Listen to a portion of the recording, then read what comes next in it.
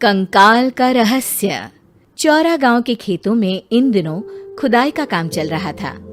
असल में इसी गांव से होकर एक अच्छी सड़क गुजरनी थी, इसलिए यहाँ खुदाई शुरू की गई थी। अचानक एक दिन खुदाई करने वाली मशीन से कुछ टकराता है। बाद में जब खोजबीन की जाती है तो वहां से 2 कंकाल मिलते हैं। पुलिस गांव के लोगों से पूछताछ शुरू करती है।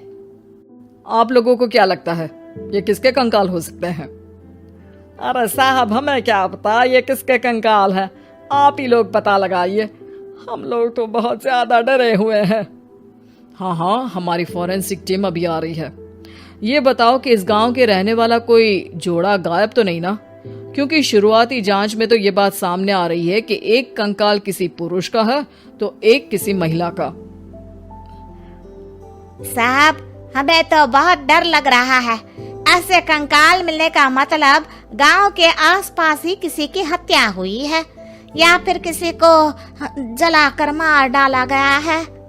हाँ साहब, हम अपने परिवार को लेकर बहुत ही ज्यादा परेशान हैं। देखिए, आप लोगों की परेशानी हम समझ सकते हैं, लेकिन आप लोगों को पुलिस का सहयोग करना होगा, क्योंकि आपके सहयोग के बगैर हम ये पता नहीं लगा सकते हैं कि आखिर ये किसके कंकाल है और इनकी हत्या किसने की।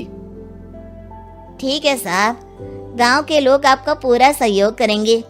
हाँ साहब, पूरा सहयोग करेंगे। तो फिर ठीक है, हम अपनी जांच शुरू कर देते हैं। कुछ दिन बाद जांच रिपोर्ट आ जाती है।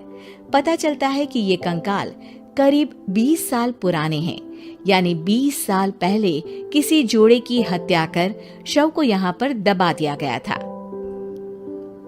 इंस्पेक्टर राघव, ये बताओ कि 20 साल पहले की मर्डर मिस्ट्री क्या अब सुलझ सकती है? हाँ सर, क्यों नहीं, लेकिन अब सबूत और गवाह काफी मिट गए होंगे।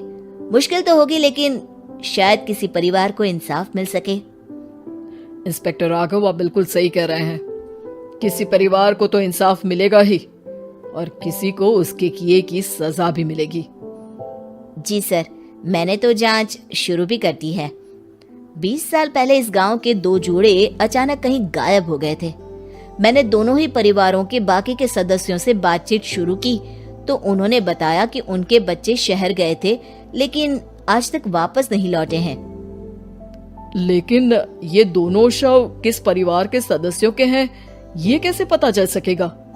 सर, मैंने डीएनए टेस्ट करवा लिया है। आज शाम तक इसकी रिपोर्ट भी आ जाएगी। अच्छा, ठीक है।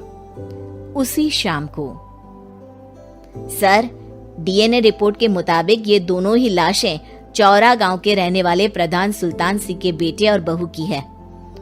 लेकिन इनकी हत्याएं किसने की है, ये कैसे पता लगेगा? इसी का तो पता लगाने की कोशिश में जुटा हूँ सर।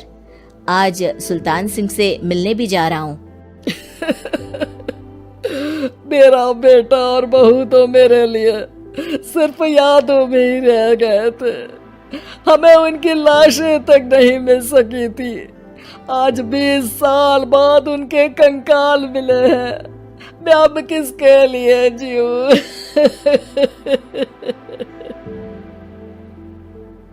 लेकिन सर, क्या आपकी किसी से कोई दुश्मनी थी? अपने बेटे बहू की हत्या के लिए आप किसे जिम्मेदार मान रहे हैं? अब मैं किसका नाम बोलूं? मेरी तो किसी से दुश्मनी नहीं थी, बस मेरे बेटे बहू को कोई वापस ला पाता।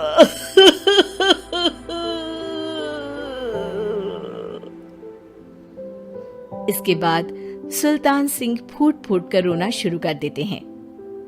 सर, अब आप इनका अंतिम संस्कार करवा सकते हैं।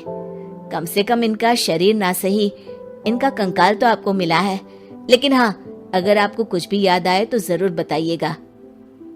मेरी तो बेटा अब उम्र हो गई है, लेकिन मेरे बेटे और बहू के हत्यारों का जरूर पता लगाइएगा, क्योंकि जब तक हत्यारे पकड़े नहीं जाएंगे मेरा मन नहीं मानेगा।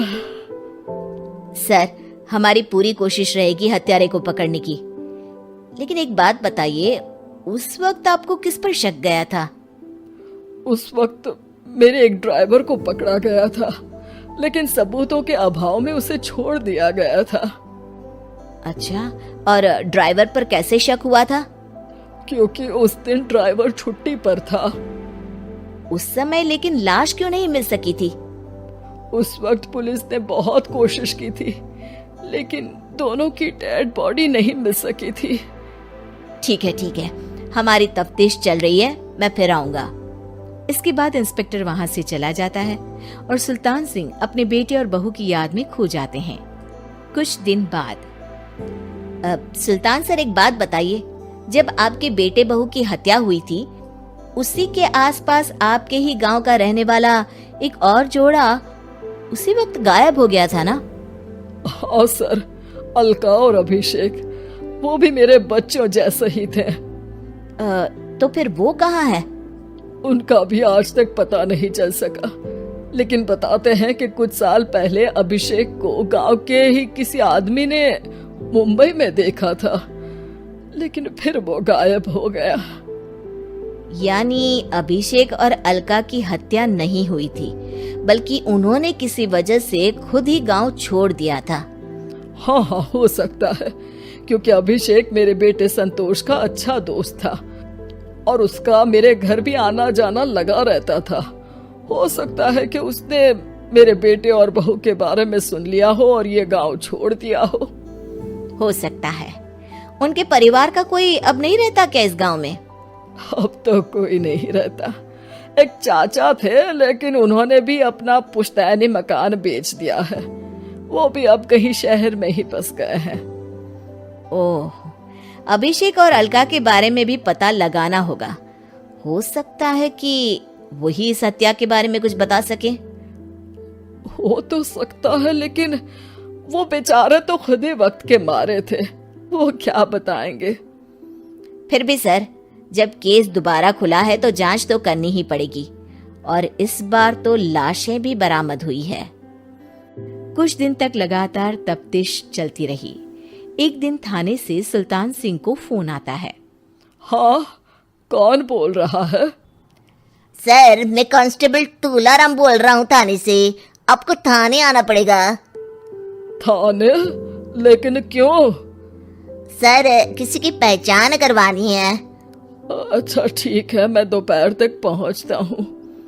सुल्तान सिंह दोपहर में थाने पहुंचता है। कई पुलिस के अधिकारी वहां मौजूद रहते हैं। सर, आपके बेटे की हत्या का रहस्य आज शायद सुलझ जाए। अच्छा इंस्पेक्टर राघव, पर वो कैसे? सर, उस आदमी को देखिए, क्या वही अभिषेक है? सुल्तान सिंह की आंखों में हैरानी से आंसू आ जाते हैं। हाँ सर, यही अभिषेक है। ये आपको कहाँ से मिला? सिर्फ अभिषेक ही नहीं, बल्कि इसकी पत्नी अलका भी इसके साथ है। मैडम, जरा अभिषेक की पत्नी को लाइए। जैसे ही अलका को पेश किया जाता है, सुल्तान सिंह जमीन पर गिर जाते हैं। सुल्तान सर, क्या हुआ आपको? आप अलका को देखकर गिर क्यों गए? सुल्तान सिंह सर पकड़कर बैठ जाते हैं। ये अलका नहीं, बल्कि ये तो मेरी बहू रितु है।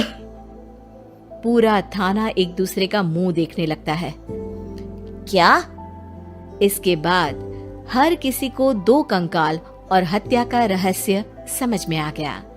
अभिषेक और रितु ने मिलकर संतोष और अलका की हत्या की थी और लाश को जमीन के नीचे दबा दिया था। आज 20 साल बाद इस हत्या का रहस्य खुल सका था कि अवैध प्रेम संबंध में दो